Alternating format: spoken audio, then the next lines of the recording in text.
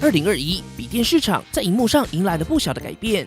这次帮你实测的 ZenBook Flip S OLED 就搭载了一块 4K OLED 触控荧幕，搭配上11代的 Intel 笔电处理器，实际表现究竟如何？一起来看看吧。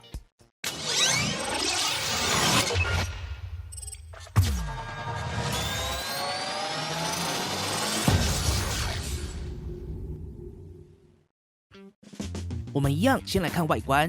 这次的 ZenBook Flip S A 面采用经典的法斯纹同心圆设计，随着不同角度可以看到，同心圆会以亮面的同色 logo 为中心，产生不同的光影变化。不过邦尼最喜欢的是上盖边缘的跳色设计，透过红铜色的线条勾勒机身，搭配上质感不错的亮面钻石切边，在设计上也显得更加利落。整体来说，还是经典却不失个人风格的设计，金属材质的质感应对不同场景也会更加商务沉稳一些。不过上盖比较容易沾指纹，同时也符合了 MIL-STD810G 美国军规标准，整体耐用性也有一定保障。而在 I/O 接孔上，左侧配置了全尺寸的 HDMI 1.4， 对一般外出简报来说会更实用。接着是2个 Thunderbolt 4 USB-C 接孔，最高支援40 Gbps 传输速度，2个接孔也都可以进行 PD 快充。搭配上 HDMI， 最多可以同时输出3个外接萤幕。右侧则是一组 USB Type A 接孔，以及放置在侧边的电源键。放置在右侧，主要是为了笔电在翻转模式时降低误触。跟邦尼一样，比较习惯电源键放在 B 面的使用者，可能需要一些时间适应。在接孔上多了一个全尺寸的 HDMI， 算是小惊喜。而在重量上 ，ZenBook Flip S 单机大约是 1.2 公斤，算是相当轻薄。加上原厂65瓦充电器，整体大约落在 1.4 公斤左右，重量控制非常不错。顺带一提，华硕新版变压器的点阵设计蛮好看的，大小重量也不错。不过线材跟变压器是一体成型的设计。除此之外，上盖同样可以轻松单手开合，最大角度可以达到360度。没错，这是一台萤幕可以翻转的笔电，邦尼稍后会提。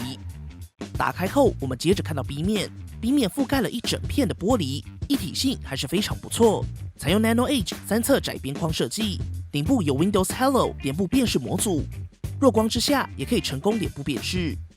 萤幕算是这次 ZenBook Flip S 最大的亮点，华硕很有诚意的搭载了一块13.3寸16:9的 4K OLED 萤幕，并且拥有 VESA Display HDR True Black 500的认证，同时也可以触控，支援4096阶感压以及360度翻转。帮你一个一个来说。首先 ZenBook Flip S 萤幕表面采用的是亮面，以视觉来说会是更加通透的。经过帮你实测色域覆盖，达到100%的 sRGB、98% 的 Adobe RGB 以及97%的 DCI-P3， 显示表现非常不错，并且同样有 Pantone 的认证。此外，经过帮你实测 ZenBook Flip S 可以成功进行 YouTube 以及 Netflix 的 HDR 串流。只要在设定中开启 HDR， 并且启用 HEVC 视讯延伸模组，就可以成功触发 HDR。在显示效果上，邦尼真的就不用多说了。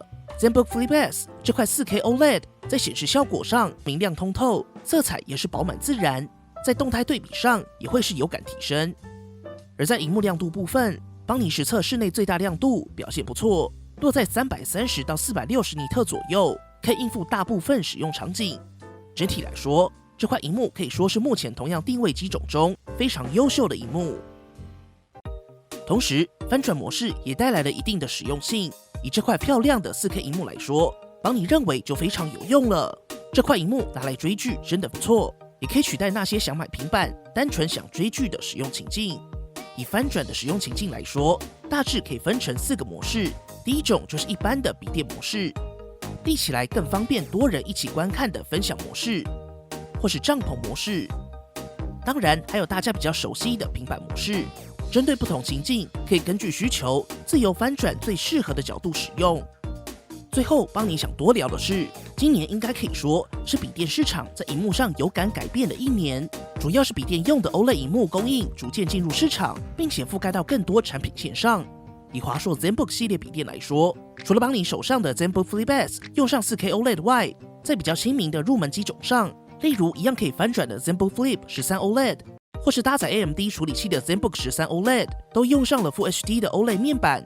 经过邦尼实测，也都可以达到100%的 sRGB、97%的 Adobe RGB 以及100%的 DCI-P3， 在表现上都非常不错。虽然说市场上还是有优秀的 IPS 面板，不过用上 OLED 的机种，普遍来说，显色以及明暗动态对比都会带来有感提升。大家都知道 OLED 有黑色不发光的特性，从邦尼的画面上就能简单看到，跟过往 LCD 萤幕最大的差异，在显示纯黑画面时 ，LCD 萤幕显示黑色时会有偏蓝或是偏灰的背光，而 OLED 则是保持全黑不发光，所以 OLED 萤幕在深色下可以黑得更深邃，同时也能达到一定的省电效果。所以黑色不发光的特性也让 OLED 对比度通常都是10万或100万比1。以实际体验来看， ZenBook FlipS 上的这块 4K OLED 对比度达到100万比1，显示效果非常不错。在低光下的明暗动态对比过度自然，高光细节也更容易显示。值得一提的是，大家应该都有在今年 OLED 的产品上看到低蓝光的标示。ZenBook FlipS 也通过了德国莱茵的护眼认证，主要是受益于同样条件下 OLED 萤幕所发出的短波蓝光，相较起 LCD 会来得更低，跟 LCD 萤幕相比，最多可以减少70%的有害蓝光。顺带一提，这几年 OLED 机种在说护眼、低蓝光认证时，降低有害蓝光是来自于 OLED 萤幕的硬体特性，相对不会影响色彩呈现，跟之前大家知道的那种开启护眼模式会整片萤幕变黄的护眼是不同的。不过，如果是对 PWM 敏感的朋友，邦尼还是建议现场体验一下。不过，邦尼目前使用下来是没有明显感知。除此之外 ，OLED 相较起 LCD 萤幕，在低亮度下的色域表现也比较不容易受到萤幕亮度影响。在邦尼不同亮度的色域范围实测结果中，也能得到同样结果。此外 ，OLED 整体反应速度来得更快。以华硕的 OLED 机种来说，最低可以达到 0.2 毫秒的表现。在画面高速移动之下，相较起 LCD 也不太会有拖影的感受。未来如果有更高刷新率的 OLED 笔电登场，在画面上的爽感应该也会来得更加利落，差异也会更为明显一些。最后，邦尼也必须提一下，虽然说近几年随着 OLED 机材进化，烙印的状况已经有明显改善，不过长时间显示还是有可能造成。所以华硕在买 ASUS 里面加入了 ASUS OLED Care 的设定，只要30分钟没有使用，就会自动开启专属的保护模式，建议大家确认都有开启。不过邦尼认为，除了进入保护动画外，也可以考虑在保护状态下自动调低萤幕亮度。整体来看，以这次邦尼主要测试的 ZenBook FlipS 上面这块 4K OLED 萤幕来说，整体显示效果非常细腻，同时在显色以及动态范围上都有不错的表现。翻转萤幕的特性也让这块好萤幕除了工作时可以使用，外出开会或是想娱乐追剧也都可以满足。同时搭配上 Harman Kardon 音效的外放喇叭，邦尼实测最大音量大约落在88分贝左右。实际外放表现，以下邦尼也提供一段实测。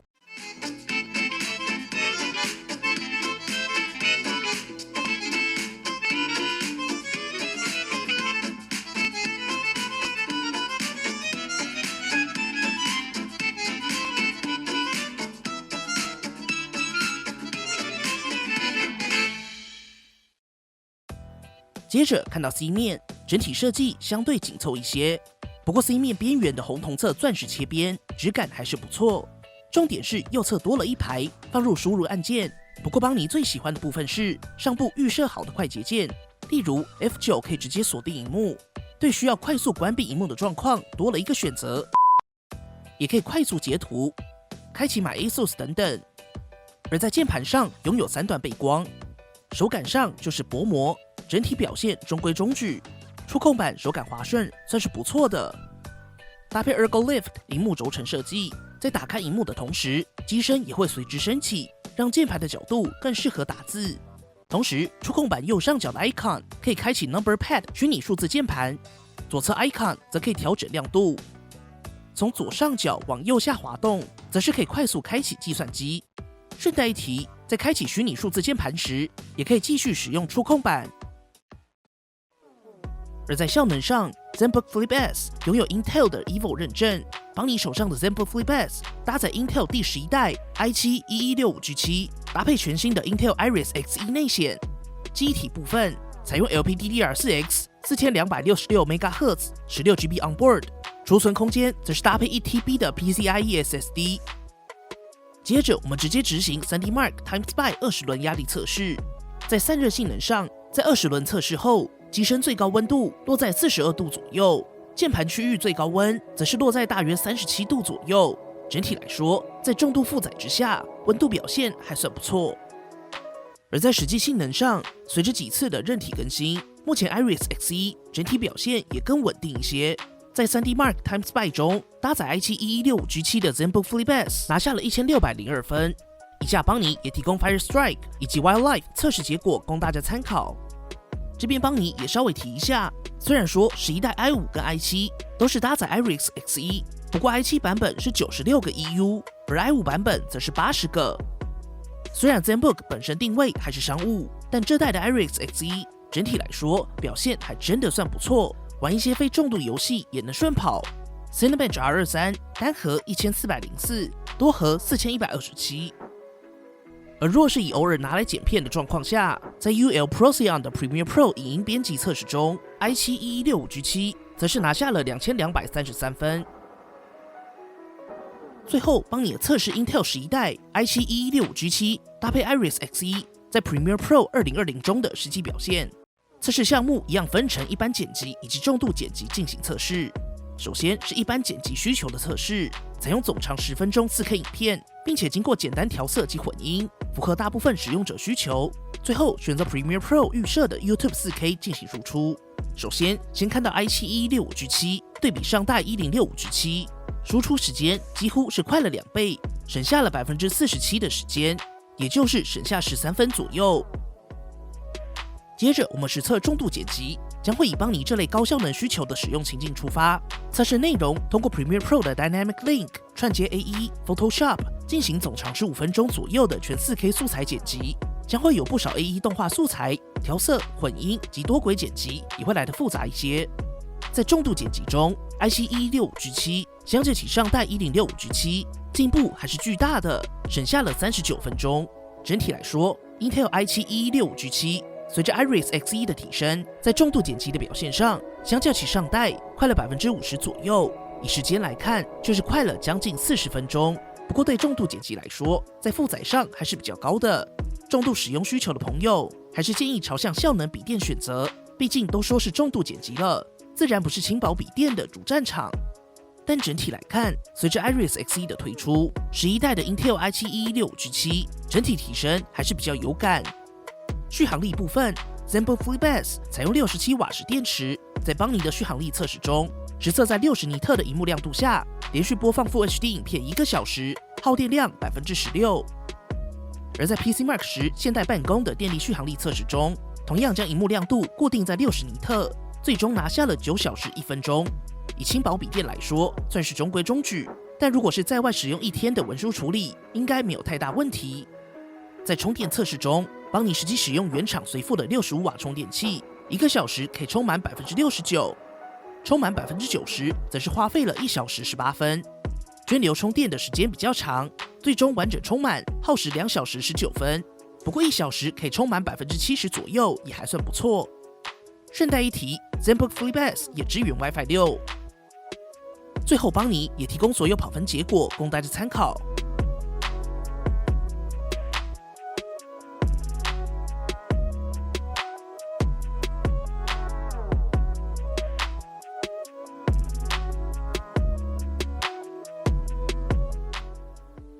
整体来说，这次的 ZenBook FlipS 整体提升还是非常有感。邦尼认为最大的亮点还是这块漂亮的 4K OLED 触控萤幕，不论在色域、色准或是亮度表现，提升都是明显可见。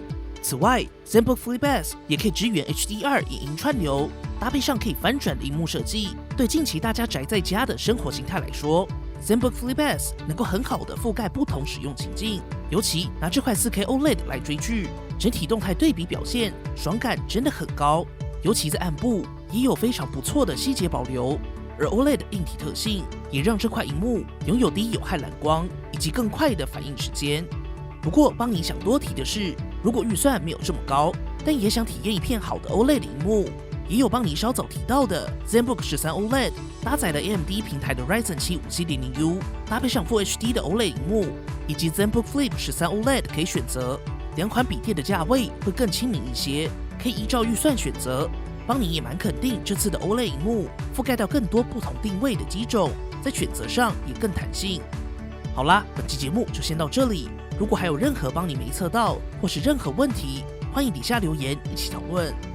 如果喜欢本期的节目，不要忘记订阅邦尼，并且打开小铃铛，及时收到最新的评测通知。当然，你也可以在 Facebook 邦尼 AI 小助理、Instagram 以及 Line@ 找到我们。如果还有其他问题，别忘了底下留言。那我们就下期影片再见啦，